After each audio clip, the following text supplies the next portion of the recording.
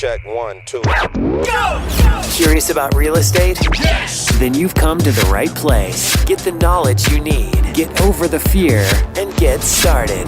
This is the Michael Quarles Real Estate Show with your host, Michael Quarles. Hello everybody, Michael Quarles with the Michael Quarles Real Estate Show. Today is exciting. We have podcast episode 267. It is 5 questions sent in by you folks, and I'm going to answer them if I can.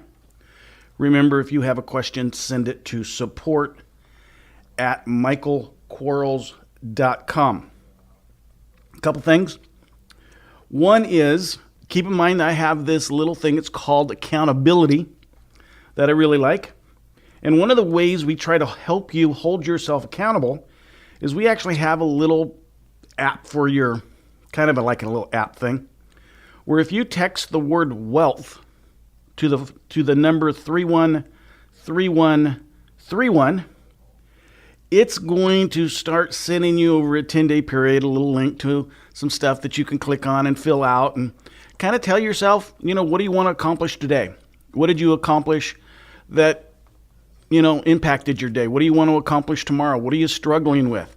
It's just a little way to get a daily reminder of, hey, this is what I want to do. This is what I did. This is what I want to do tomorrow, kind of thing. And it really goes a long way in just reminding you to hold yourself, do that extra push-up kind of thing, but from a real estate perspective. So again, the word is wealth to 313131.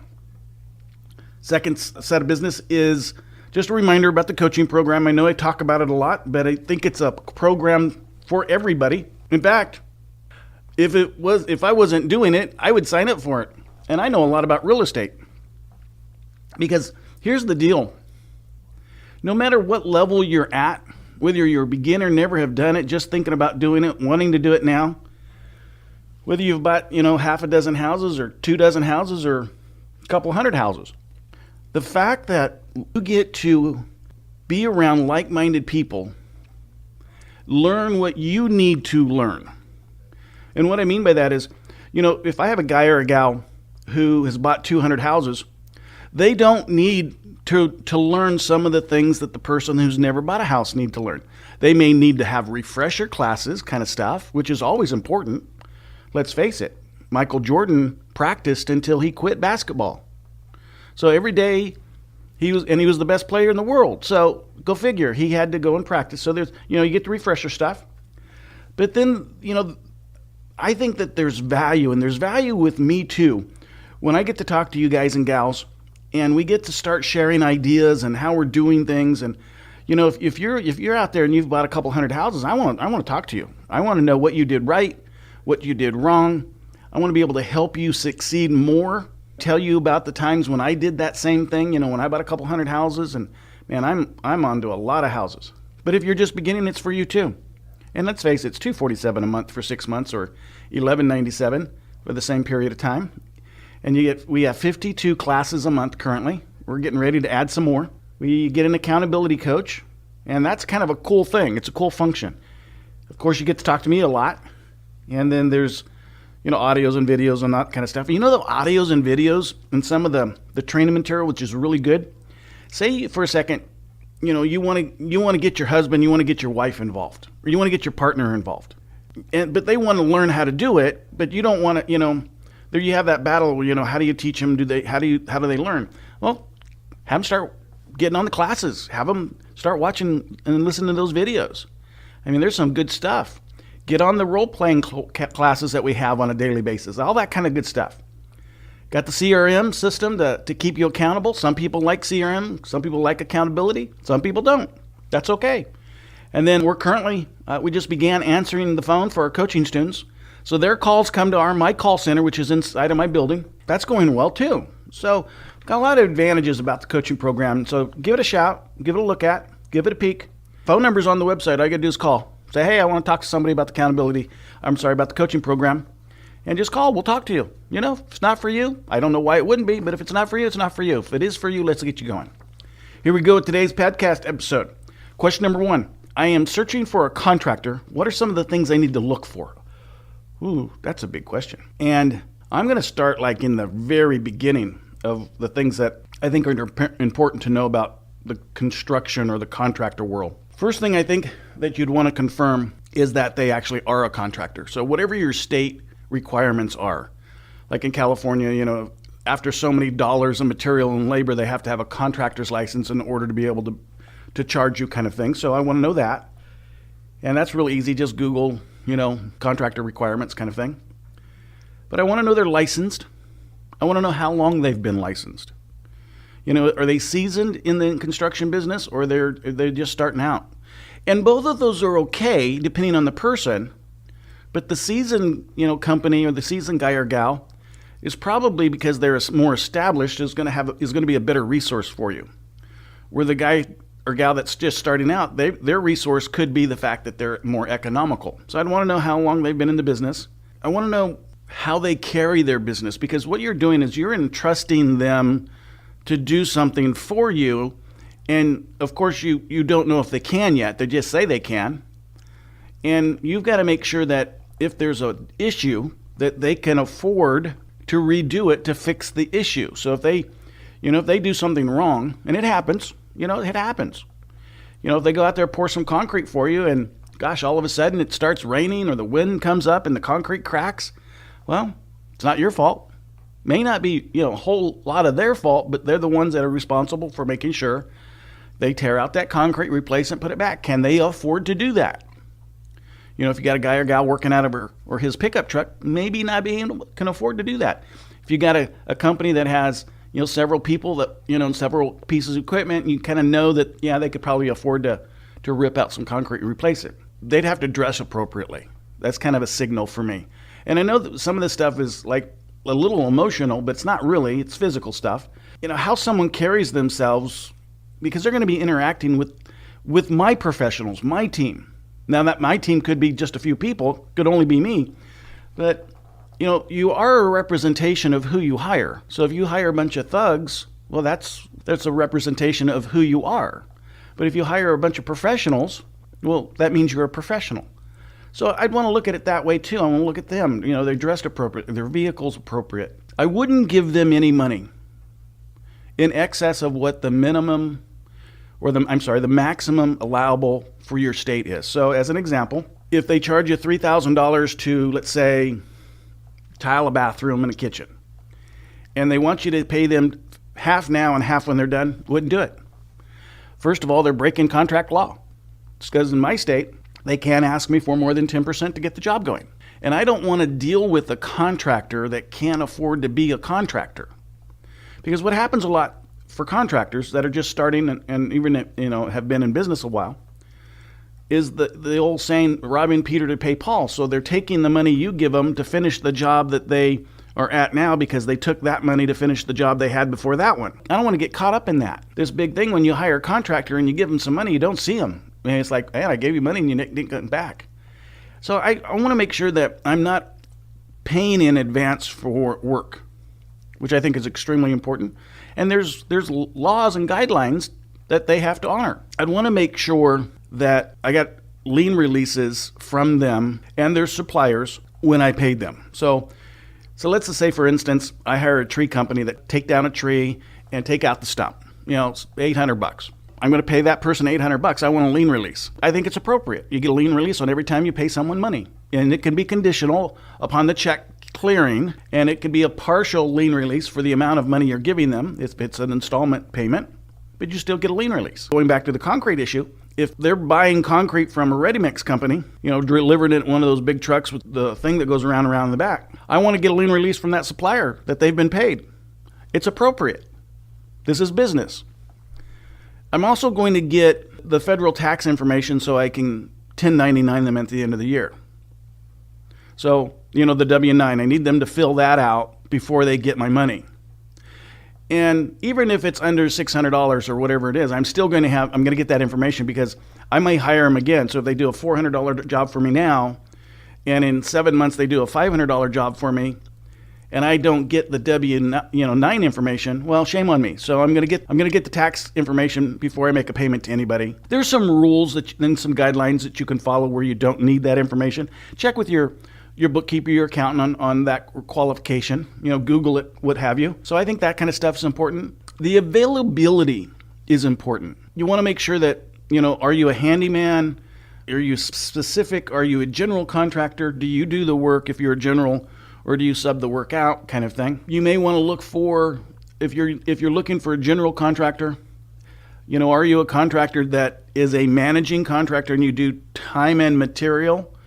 Or material plus a percentage or something, or do you bid? What I mean by that is, say for instance, you hire a general contractor to do a major remodel, and they give you, it's a $40,000 remodel. Do you hire it that way, or do you go to the contractor and say, hey, I'll pay you to manage the project, and I'll pay you 10 or 15% over whatever the true costs are, and sometimes that's better. So you're paying the electrician directly. You pay the electrician, $600.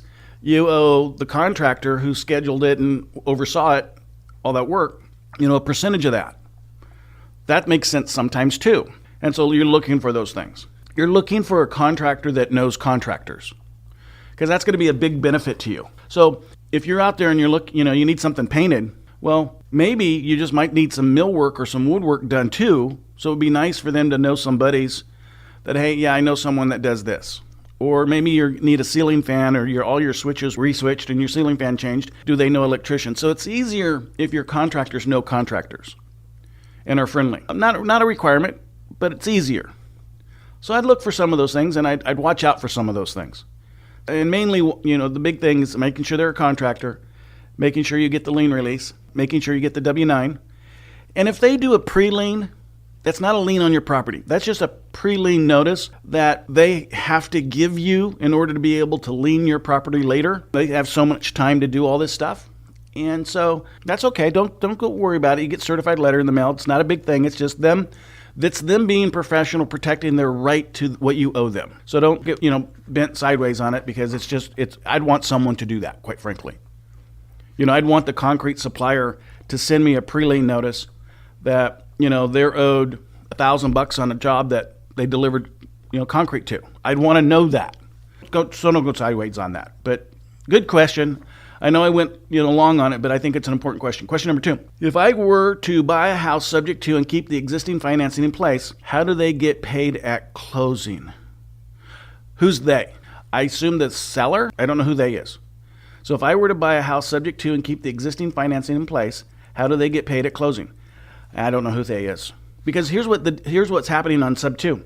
Sub 2, when you buy something subject to, that means you're buying it subject to the voluntary and involuntary liens. Voluntary liens are like mortgages and loans and things people put on, use the property as collateral for. Involuntary liens, or like mechanics liens against someone's person, which is attaching to real property. And you can buy a house subject to all those. You don't have to pay it off. But if you owe the seller, the difference between what the subject to amounts are and what your purchase price is, then you got to pay that to them at closing. But if all the subject to gobbles up the purchase price, then you don't pay them anything. So try to follow along on the question, but there's not enough of it other than, what I just said. So thank you. Thanks for listening. We'll be right back. Are you running out of leads? It's time you tried Yellow Letters at yellowletters.com. Get motivated seller leads through yellow letters, postcards, zip letters, typed professional letters, greeting cards, door hangers, and business cards. Yellow Letters is a full-service marketing company created with your success in mind. Get the personal attention you need to get your direct mail campaign started, and get in touch at yellowletters.com. And we are back in 3, 2, 1. Question number 3.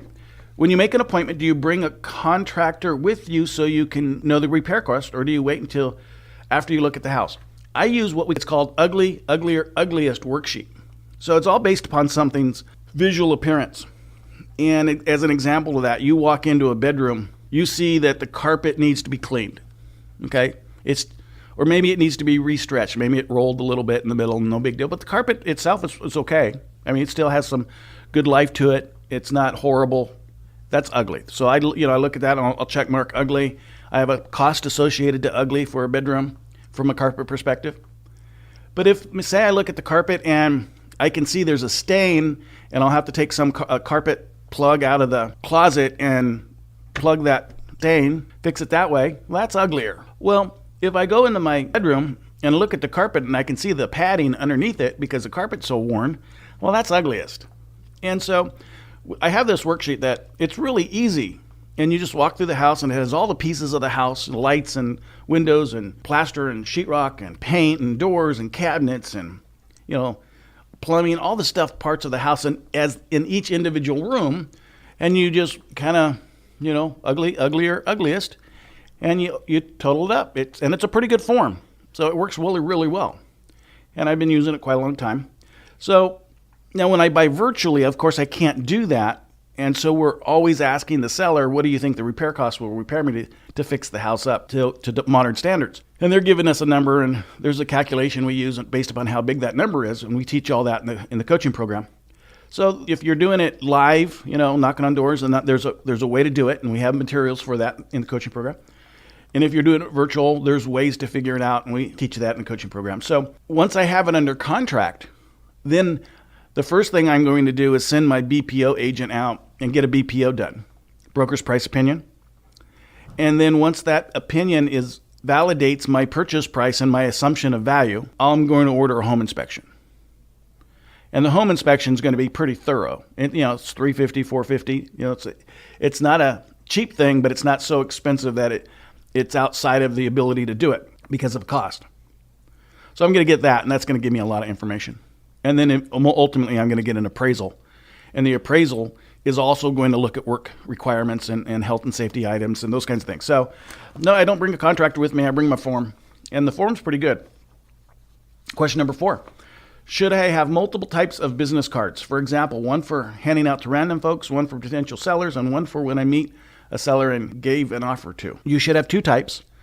One is called your marketing card. In my opinion, that's a red and yellow one. It says, I buy houses, phone number. You don't need your name. You don't need your address. You don't need anything. It says, I buy houses, your phone number. Yeah, if you want your name on it, fine. But you don't need it. That's the one you give to everybody, sellers, acquaintances, people you don't know that you meet, because it's your marketing card. It's what you use to create opportunity. Once that opportunity is created, the card you need for your service providers, your team, quote unquote, your attorneys, your accountants, your closing companies, your contractors, those kinds of things. You need a professional card for that one. And, think of what you would see at a doctor's office or an attorney's office or an accountant's office. They're just nice looking, but they're not over the top. And they say, who you are, your name, your address, your phone numbers, your email, all that kind of stuff, because it needs to be the professional card. But those you only need 2, just 2.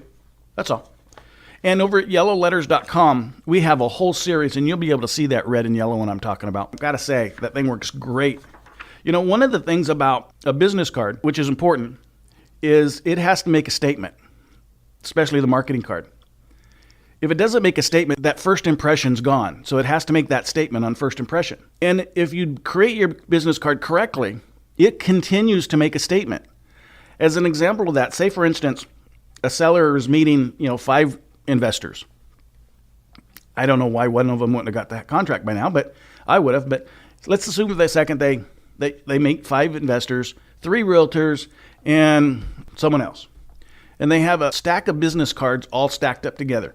Most people, they use a white card with something on the white card, which is appropriate. That's a professional card. Well, because my marketing card is red and yellow, my red and yellow card still stands out even when it's within the stack of business cards. Because they don't remember whose card the other cards are specifically. They know, someone gave them that card. But with my card, it's the only red and yellow one. It's in the pile. And every time they look at that pile, they're going to remember my card, me. It's attractive to them. It's attracting them. It's like this magnet that's always, touching their brain. It goes a long way. It goes a long, long way.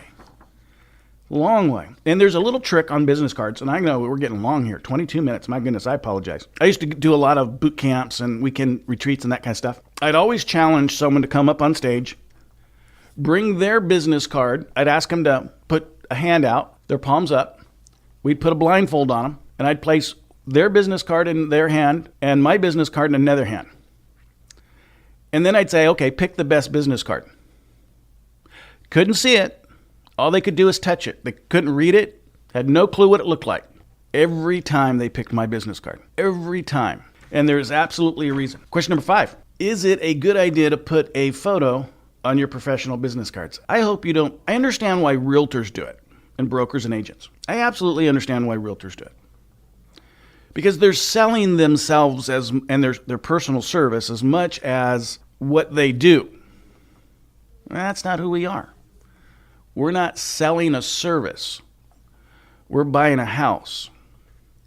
So, absolutely not. And most of us, we shouldn't put our picture anywhere. I mean, look at your driver's license. You want to tell people that's what you look like every day? No.